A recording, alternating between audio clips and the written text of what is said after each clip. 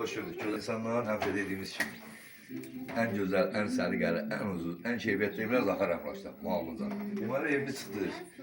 Sadılıda, Qostvara yaxın, qəşəng bir yerdə, səliqəli bir yerdə, 4 sot yanında rəsmi sənətlə evin görüləsi ki, köhnə tikilidir, köhnə təmirlidir. Evimizin qiyməti 63 min razılaşmanın rəsmi sənəti. Allah ona razılaşmanı xeyir bilsin. Yeriniz zal 15 metrdən çox. Kəndi öyle Muhammad'da. Böyle təşkil var. Eller şəkillərin uçmasın inşallah. Allah alana da satan xeyirlisin. Bu da böyük bir otağımız. İnşallah. Allah alana da satana da xeyir versin. Allah olmayanlar da inşallah kısmet edecek. Arkadaşlar bu tarzı.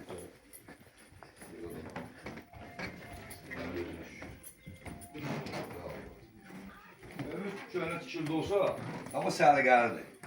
Normaldir, yaşamak için normaldir. Qiyməti 63 min, gözəl insan, rəsmi sənətləri var, çıxarışı var birbaşa. 63 min arkadaşlara.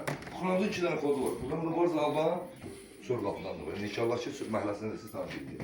Yanında da bir xunasıdır, səliqəli şəkildə, normal şəkildə. 63 min. Nə verirlər sağları kimi yerdə, 4 sot yarıma yaxın torpaq. Allah xeyir versin, ona da satan da gəlin də hər türlü siz tanış edin. Ya Allah. Gözəl insanlar. Gördüğünüz gibi giriş yeridir. Onun mahallemiz böyüktür. Böyle gözlerim. Burada bir sanitarımız var. Giren şimdi. Kanada sistemidir. Burada güzel insanlar. Buyur öldüğü kadar. Burada da hamamıdır. Çok net işler indi.